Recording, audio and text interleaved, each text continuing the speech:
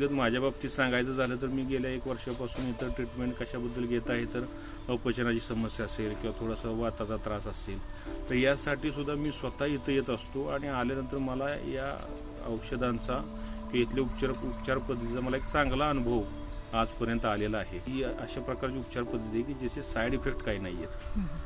तर त्याच्यामुळे ही उपचार पद्धती कधीही प्रेफरेबल असावी. महत्त्वाचं म्हणजे काय माहिती आहे का की इतर ठिकाणी आपण औषधोपचार करायला गेलो आणि इथली उपचार पद्धती हे वेगळी का तर इथं नाडी परीक्षण केलं जातं आणि आपल्या आयुर्वेदात किंवा जुन्या उपचार पद्धतीमध्ये हे केलेलं आहे की नाडी पद्धतीद्वारे किंवा नाडीद्वारे जी अचूक निदान केलं जातं ते रोगाच्या मुळापर्यंत जाऊन तो रोग किंवा तो आजार मुळापासून कसा काढता येईल त्यासाठी ती उपचार पद्धती राबवली जाते.